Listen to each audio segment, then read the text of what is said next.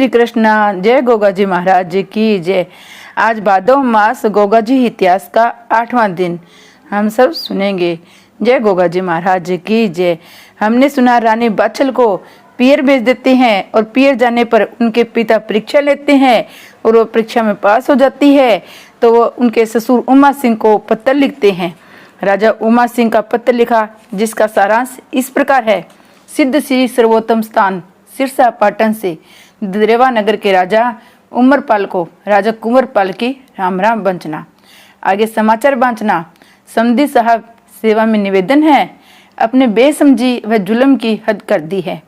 आपकी करतूत देकर मेरा कलेजा छलनी छलनी हो गया है।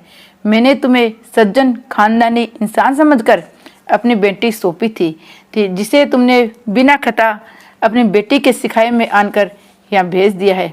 मेरी सत्यवती बेटी की कोई खता नहीं है। मैं भली प्रकार जांच कर चुका हूँ, तभी आपको पत्र लिख रहा हूँ। कृपया आप कुंवर जेवर सिंह को सिंगर यहाँ भेजो, वह भी यहाँ आकर समझ ले कि खोट किसका है। अगर मेरी बेटी खतावर निकले तो आप तलवार से मेरा शीश काट लेना, और आपकी बेटी छबीलदे को बात गलत निकले तुम अपने मन में ही गलती मान लेना। मैं छबीलदे को कुछ कह नहीं सकता, वह भी मेरी बेटी के समान है। फिर भी नंद भावज की बातों को कौन समझदार मनुष्य नहीं समझता। पत्र का उत्तर सिंगर देवी, आपका राजा कुंवरपाल, सिरसा पाटन नगर। भक्तों, राजा कुंवरपाल ने सारणी सवार को बुलाकर कहा, ये पत्र राजा उमरपाल के दरबार में पहुंचाओ और उत्तर लेके आना। सारणी सवार ने चटपट पत्र लेकर राजा कुंवरपाल को नमस्कार कर अपने सारणी सजा रास्ते में खर्चे व राजा उमरपाल को भेंट देने के लिए जितने धन की आवश्यकता थी लेकर सारणी पर सवार हो शिव शंकर का सुमरन कर चल पड़ा।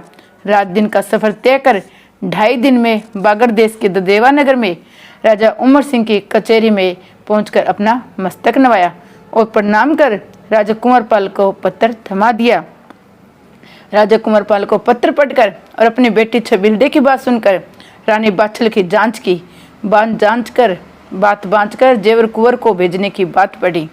इसके बाद राजा उमा सिंह ने सारणी सवार के खाने नाने का इंतजाम कर अपने महल में पहुंच अपनी बेटी छबीलदे को राजा कुंवरपाल की चिट्ठी पढ़कर सुनाई और हर शब्द पर गौर का परामर्श किया।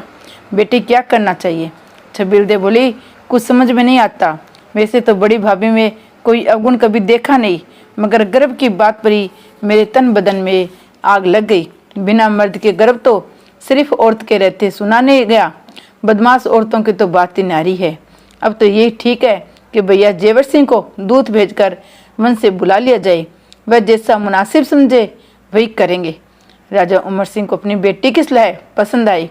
उन्होंने जेवर कुंवर को बुलाने के लिए वन को तुरंत दूत रवाना कर दिया और राजा कुंवरपाल के सारणी सवार को एक पत्र लिख कर दिया और कहा, हम सिंगरी जेवर कुंवर को आपके यहाँ भेज रहे हैं।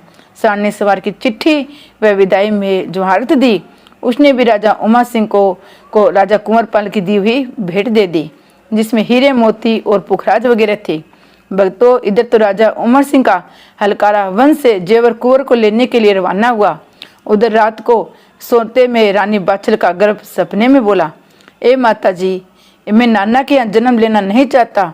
जो बच्चा नानी के घर जन्म लेते हैं उन्हें दूसरे बच्चे नन्हुआ नन्हुआ कहकर चिढ़ाते हैं। अपने गर्भ की वाणी सुनकर रानी बाछल की आंख खुल गई। रानी बाछल असमंजस में पड़कर बोली, तू अच्छा गर्भ है जो मेरे दुखों का अंत ही नहीं होने देता। मैं तो बिना बुलाए जाने से रही। अपनी माता के वचन सुनकर गोगा जी बोले, माँ चिंता न कर, गुरु गोरखनाथ की कृपा चाहिए।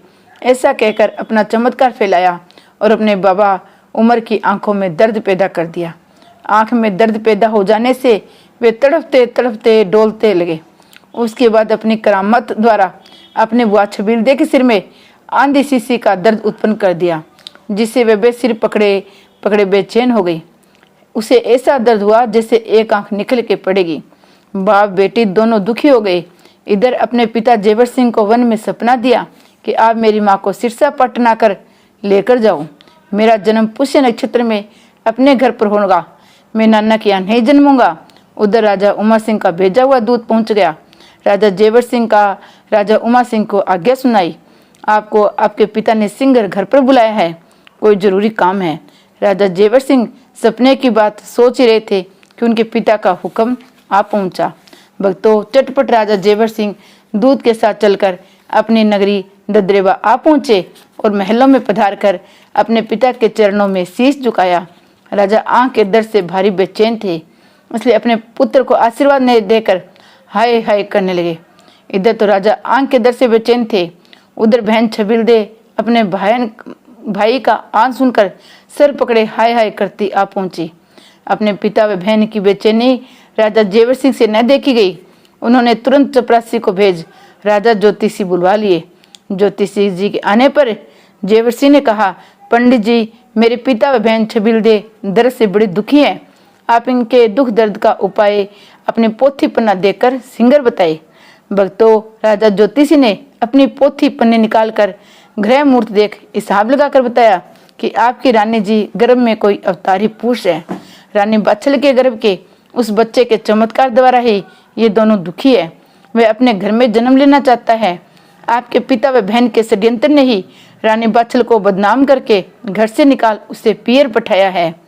जब तक आप रानी बाछल को उसके पीर से लेकर घर नहीं आएंगे, इन दोनों का दर्द बजाय घटने के बढ़ता ही जाएगा। राजा ज्योतिषी की बात जेवर सिंह को समझ में बैठ गई, जो मन में सपने में मिलती जुलती थी।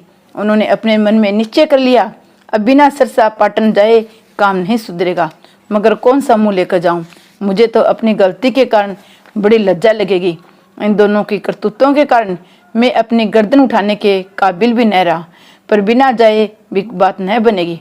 भक्तों, राजा जेवर सिंह अपने पिता से हाथ जोड़कर बोले, पिताजी क्या आज्ञा है? आपने राज ज्योतिषी महाराज जी की वार्ता सुनी। राजा उमा सिंह बोले, बेटा मैं क्या कहूँ, अब तो मुझे अपने व छबिलदे का ही दोस्त दिखाई दे रहा है। तुम तुरंत ही सिरसा पाटन नगर पहुंचकर बहू को लेकर आओ। अपने साथ फौज पलटन भी लेते जाना। राजा कुंवरपाल घमंडी राजा है, न मालूम वहां युद्ध करना पड़ जाए। राजी नाराजी जैसी भी बने, बहू को लाना ही है। जहां तक हो आदिनी से काम लेना। सीधी उंगली से घी न निकल आए तो टेढ़ी नहीं करनी चाहिए। गलती अपने तरफ से हुई है तो अपने तरफ से झुकना चाहिए। राजा उमा सिंह की सब वार्ता जेवर सिंह के मन में बैठ गई। अपने पिता की आज्ञा अनुसार फौज पलटन सजा घोड़े पर सवार हो मंजिल दर मंजिल तय करते हुए राजा सिरसा पाटन नगर में जा पहुंचे। अपने लश्कर के साथ बाग में डेरे तंबू गाड़ दिए। राजा जेवर सिंह के सिरसा पाटन के बाग में पधारने की खबर बाग के माली द्वारा राजा कुंवरपाल को मिली। वह तुरंत ही अपने बाग में जा पहुंचे। राजा कुंवरपाल सिंह को आता देख राजा जेवर सिंह ने अपने दोनों हाथ जोड़ मस्तक नवाकर नमस्कार किया और बोले, पिताजी, जो भी गलतियां हुई है मेरी गैर मौजूदगी के कारण हुई है। आशा है आप सबको क्षमा करने की कृपा करेंगे। मैं अब पिताजी की आज्ञा से ही रानी जी को लिवाने आया हूँ। उन लोगों को अपनी गलती का काफी पश्चाताप है। अपने जमाता का अधीन देख राजा कुंवरपाल प्रसन्न हो गए। अपने संगी हाथ पकड़कर महल में ले गए। फौज पलटन के खाने पीने का तुरंत बंदोबस्त कर दिया गया। राजा जेवर सिंह ने सिरसा पाटन में पधारने की खुशी में बड़ा जश्न मनाया। साग तमाशे नाच रंग से नगर में खुशी की लहर दौड़ गई। राजा जेवर सिंह मौका देकर रानी बाछल से मिले, जो कुएं पर अपने कच्चे सूत के पलंग पर विश्राम कर रही थी। राजा जेवर सिंह को देखते ही रानी की आंखें भर आई। अपने प्रीतम से दोनों हाथ जोड़कर बोली, आपने मुझे बहुत तरसाया है, वन को भूलकर भी न जाना। राजा जेवर सिंह बोले, जय गोगा जी महाराज की जय।